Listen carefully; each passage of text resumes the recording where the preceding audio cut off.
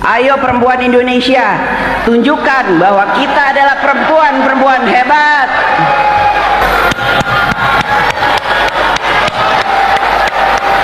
Puji syukur kehadirat Allah Subhanahu wa Ta'ala, Tuhan yang Maha Esa, yang telah memberikan rahmat karunia dan hidayahnya, sehingga pada hari ini kita dapat menghadiri sidang bersama DPR RI dan DPD RI. Pada awal tahun ini, kita, bangsa dan negara Indonesia, telah melaksanakan agenda nasional yang penting dan strategis yang akan menentukan jalannya penyelenggaraan pemerintahan negara 5 tahun ke depan, yaitu pemilihan umum untuk memilih presiden dan wakil presiden, serta memilih anggota legislatif DPR RI, DPRD provinsi, dan DPRD kabupaten kota, serta pemilihan anggota DPD. Kita ucapkan selamat kepada Bapak Prabowo Subianto dan Bapak Gibran Rakabuming Raka sebagai presiden dan wakil presiden terpilih. Pelaksanaan pemilu bagi rakyat adalah pesta demokrasi. Rakyat dianggap menjadi penting. Rakyat diundang oleh setiap calon. Ada yang menyediakan hiburan, ada yang menyediakan konsumsi, ada yang menyediakan oleh-oleh. Rakyat bergembira menikmati pesta demokrasi. Para calon pun berupaya menyenangkan pemilih agar dapat merebut suaranya. Berusaha tampil simpatik, foto diri yang terbaik dipajang sampai ke pelosok-pelosok. Rumah makan, pohon-pohon jadi korban. Tiang listrik penuh dengan tempelan. Semua cara dilakukan untuk mendapatkan suara rakyat. Bagi yang berhasil dalam pemilu, semua hal menjadi indah untuk dikenang. Sementara bagi yang belum berhasil, merasa serba sulit. Sulit makan, sulit tidur, bahkan ada yang sulit untuk bangkit kembali.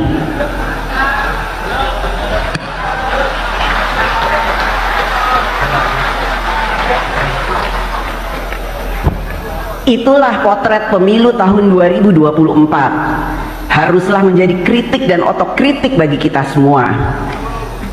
Pemilu 2024 telah berakhir. Rakyat telah menggunakan hak kedaulatannya dan memberikan pilihannya. Rakyat telah menilai dan memilih. Rakyat tidak dapat disalahkan atas pilihannya, apapun yang mendasari pertimbangannya.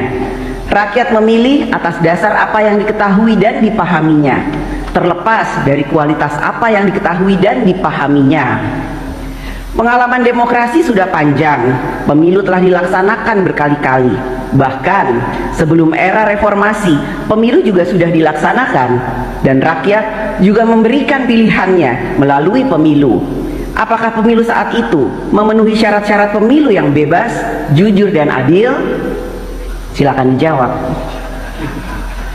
Pemilu yang berkualitas tidak dapat hanya dilihat dari partisipasi rakyat dalam memilih, akan tetapi harus dilihat dan dinilai juga dari kebebasan rakyat untuk memilih, yaitu apakah rakyat dapat memilih dengan bebas, jujur, adil, tanpa paksaan, tanpa dikendalikan, dan tanpa rasa takut.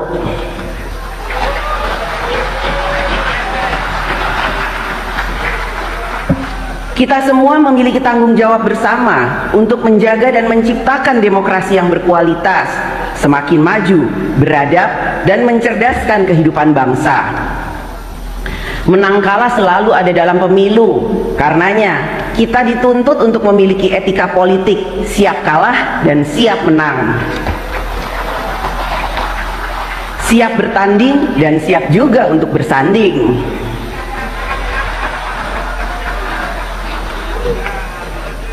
Etika politik yang sama juga menuntut pemilu dilaksanakan dengan memberikan kebebasan kepada rakyat untuk menjalankan kedaulatannya. Dalam pemilu, seharusnya rakyatlah yang jadi pemenang, sehingga berlagu adagium, suara rakyat adalah suara Tuhan, Vox Populi, Vox Dei. Hadirin sidang yang terhormat dan yang dimuliakan, dalam berdemokrasi, rakyat tidak pernah berkuasa. Rakyat hanya menentukan siapa yang akan berkuasa. Hakikat demokrasi adalah memberi jalan agar kekuasaan mendapatkan legitimasinya, sehingga kekuasaan dapat digunakan untuk mengatur bangsa dan negara bagi memberikan rakyatnya hidup sejahtera dalam harkat dan martabatnya. Akan tetapi, demokrasi dapat juga berjalan pada arah yang salah, yaitu demokrasi yang tidak menjalankan kedaulatan rakyat.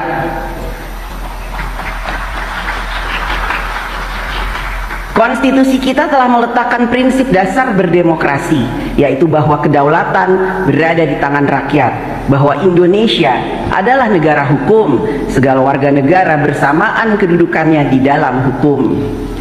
Konstitusi kita telah mengatur bagaimana kedaulatan rakyat harus dijalankan secara kolektif dengan prinsip check and balances pada cabang-cabang kekuasaan negara eksekutif, legislatif, dan yudikatif.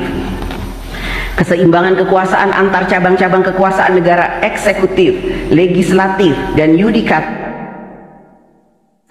dapat berjalan dengan baik apabila politik berbangsa dan bernegara berlangsung secara demokratis, yaitu demokrasi kerakyatan yang dipimpin oleh hikmat kebijaksanaan dalam permusyawaratan perwakilan.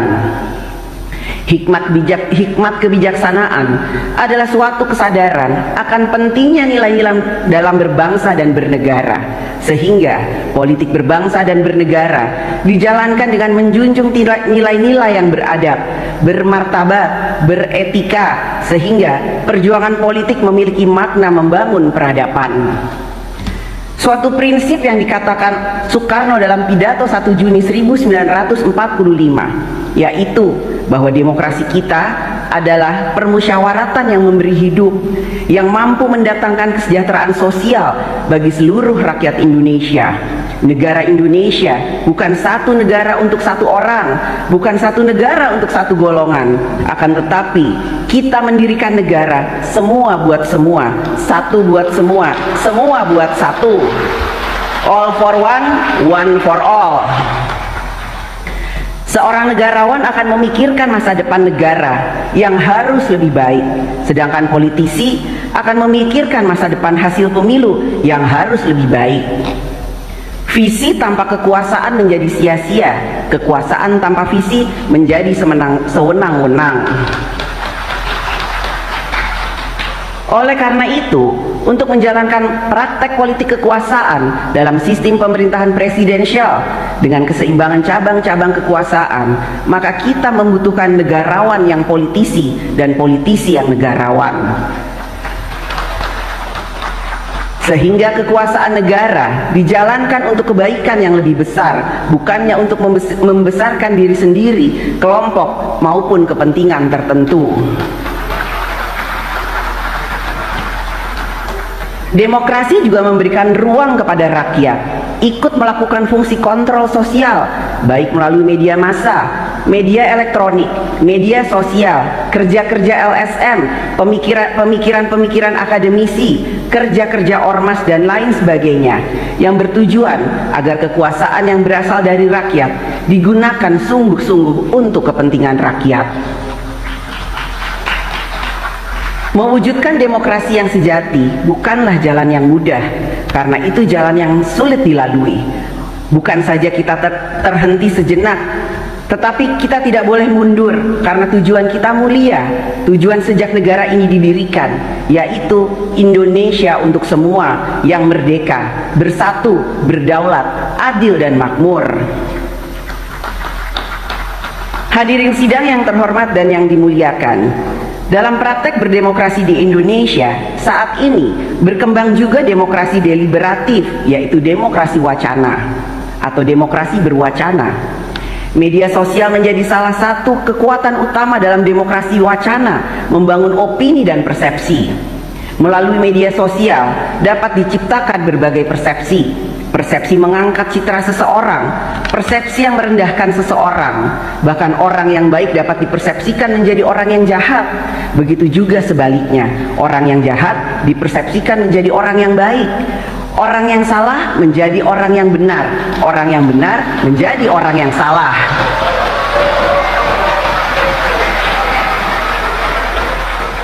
Demokrasi wacana bukanlah kebebasan tak terbatas. Batas dari hak setiap warga negara di dalam negara demokratis adalah menjamin hak warga negara yang lain sama pentingnya. Hak warga negara dibatasi oleh hak warga negara yang lainnya. Oleh karena itu, peran negara diperlukan untuk menjamin hak berdemokrasi yang sama bagi semua warga negara, hak mendapatkan rasa aman bagi semua warga negara, hak untuk hidup tentram yang sama bagi semua warga negara. Peran negara adalah untuk menjamin dan melindungi harkat dan martabat setiap warga negara. Berdialektika dalam demokrasi wacana mensyaratkan para pihak yang berdialektika memiliki kualitas informasi dan pengetahuan yang berimbang. Tanpa syarat ini, maka dialektika tidak berjalan. Brainstorming menjadi brainwashing. Dalam jangka menengah panjang terjadi pengendalian persepsi. Berbagai permasalahan yang dihadapi rakyat semakin membutuhkan kehadiran negara. Ketika negara terlambat atau tidak responsif, rakyat mengambil inisiatifnya sendiri dengan memviralkan di media sosial, "No viral, no justice."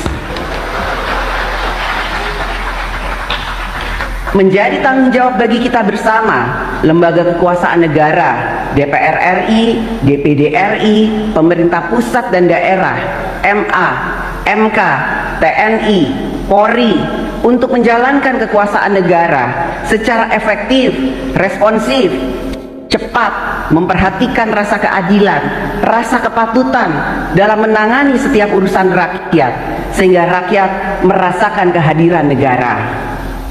Kehadiran negara jangan menunggu viral for justice.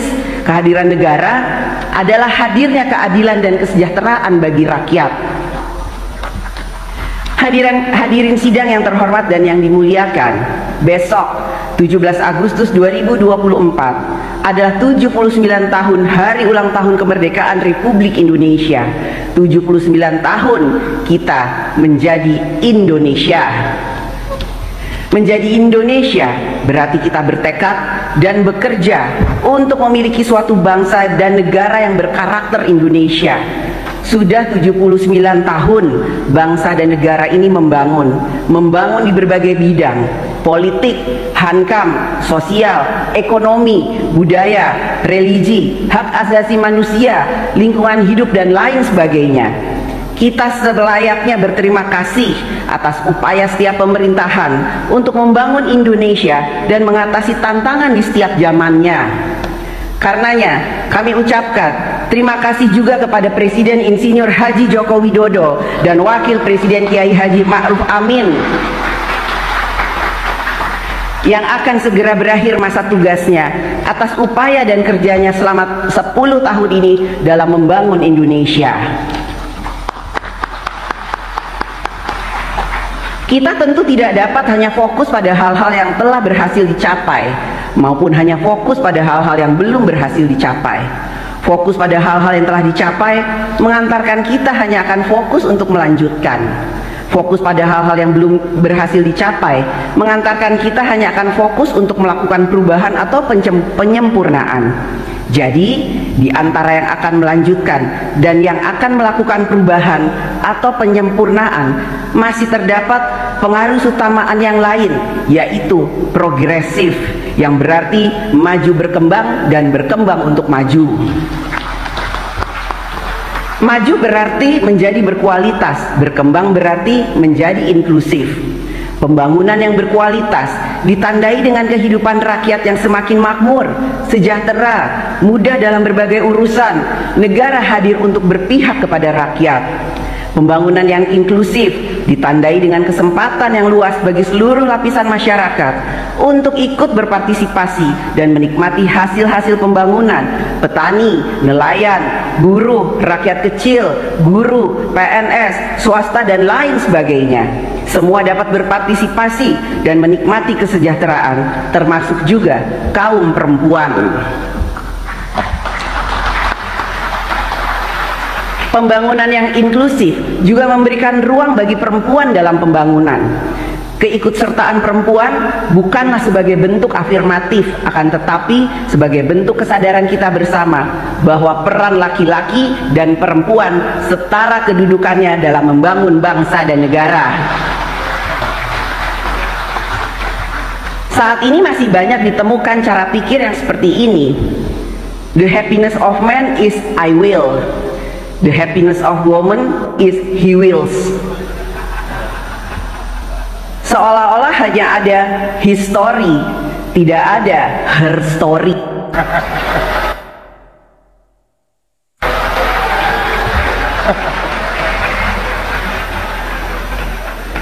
Cara pikir dan cara sikap yang seperti inilah yang harus dirubah.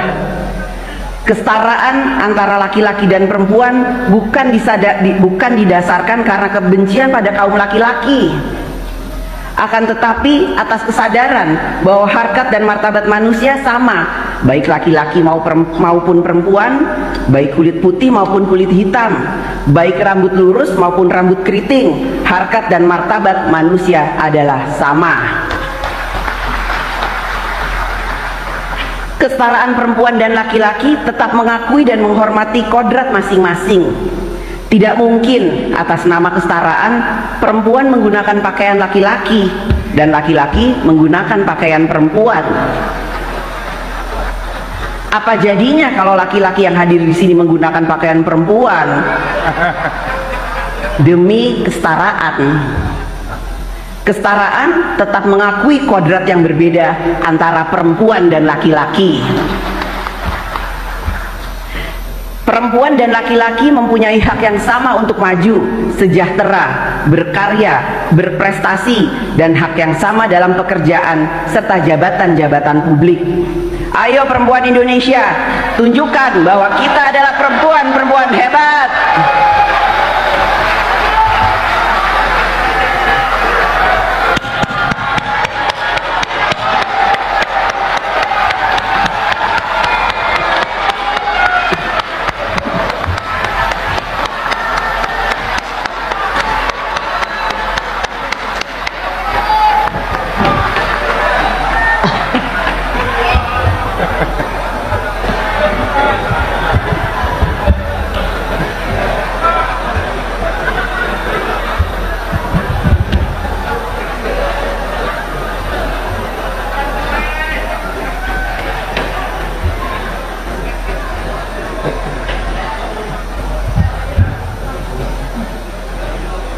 Hadirin sidang yang terhormat dan yang dimuliakan, pembangunan nasional ke depan memiliki sejumlah agenda strategis. Kita perlu mempersiapkan dan memperkuat sumber daya manusia Indonesia yang siap menghadapi perkembangan zaman yang ditandai dengan kemajuan teknologi, persaingan global, ekonomi digital, ekonomi disruptif, generasi muda yang terus bertumbuh dengan karakternya. Sumber daya manusia Indonesia yang tangguh akan menjadi penggerak kemajuan Indonesia. Ke depan, kita juga harus memiliki pilar perekonomian nasional yang semakin kuat. Hilirisasi tidak hanya terbatas pada mineral, hilirisasi pertanian, perikanan, perkebunan, dan lain sebagainya. Sehingga perekonomian nasional semakin berkualitas dan inklusif. Kita harus dapat menyelesaikan masalah-masalah struktural, dapat dalam membangun kedaulatan pangan, mengatasi ketimpangan sosial, dan penciptaan lapangan kerja, sehingga derajat hidup rakyat semakin sejahtera dan dimudahkan. Pemerataan pembangunan di daerah harus dapat semakin cepat dilakukan. Politik anggaran semakin diarahkan memperkuat kemampuan daerah dalam membangun. Tidak akan ada kemajuan Indonesia tanpa kemajuan daerah yang berkualitas dan inklusif. Kita juga harus melakukan pembangunan karakter bangsa, nation and character building. Dengan nation dan karakter building, maka akan memperkuat cara pikir, cara kerja, dan cara hidup bangsa yang memberikan self-respect kepada bangsa sendiri, memberikan self-confidence kepada diri bangsa sendiri, dan memberikan kesanggupan untuk mandiri. Agenda strategis ke depan lainnya adalah pembangunan ibu kota Nusantara. Keberhasilan pembangunan ibu kota Nusantara selain membutuhkan perencanaan dan manajemen sumber daya yang baik, skenario pembiayaan yang berkelanjutan, dukungan investasi juga akan sangat ditentukan oleh dukungan dari seluruh pemangku kepentingan dan seluruh anak bangsa. untuk dapat selaras dalam memaknai ibu kota negara sebagai agenda kita bersama dalam membangun ekonomi bangsa Indonesia ke depan dan momentum dalam melaksanaan paradigma pemerataan pembangunan nasional. Saatnya diperlukan kecermatan bagi para pemangku kepentingan dalam menetapkan prioritas, mengelola sumber pendanaan, serta kepemimpinan birokrasi yang handal agar tercapainya tujuan pembangunan nasional ke depan. Inilah yang harus menjadi perhatian pemerintah ke depan. Pekerjaan-pekerjaan yang selesai dilakukan akan lebih baik daripada rencana-rencana besar yang hanya dibicarakan. Hadirin sidang yang terhormat dan yang dimuliakan, kerja untuk mewujudkan Indonesia yang berkemajuan adalah menjadi tugas seluruh anak bangsa, seluruh komponen bangsa, laki-laki dan perempuan, semua generasi, generasi baby boomers, generasi X, generasi milenial, generasi Z, pokoknya seluruh rakyat Indonesia. Kerja bersama ini seperti meletakkan satu persatu batu peradaban bangunan Indonesia sehingga menjadi rumah Indonesia yang kokoh, tentram dan sentosa. Batu peradaban tersebut direkatkan oleh kepentingan bersama, kepentingan bangsa dan negara, kepentingan rakyat. Tanpa perekat yang kuat, maka susunan batu rumah Indonesia akan mudah roboh dan hancur. Kita membutuhkan perekat yang kuat bagi persatuan dan kesatuan Indonesia. Sejak Indonesia merdeka 17 Agustus 1945, kita adalah bangsa dan negara yang terdiri atas berbagai suku, kepercayaan, agama, bahasa, budaya, mendiami di 17.000 berbagai pulau Nusantara dengan jumlah penduduk lebih dari 280 juta jiwa dengan keragamannya. Lihat saja keragaman budaya daerah dalam memberikan salam yang penuh dengan kearifan lokal. Suku Batak, Horas. Suku Lampung Komering, Tabik pun. Suku Jawa, Rahayu. Suku Sunda, Sampurasun.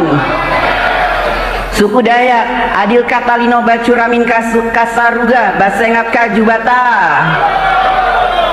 Suku Bugis Makassar, Salama kita pada Salama. Suku Minahasa, Tabea. Minang, Baakaba. Bali, Om Swastiastu. Papua, Naragerotelo. Dan seterusnya. Begitu banyaknya kearifan budaya daerah, keragaman yang tidak mungkin kita hilangkan. Keragaman adalah kekayaan budaya Indonesia, Bhinneka Tunggal Ika.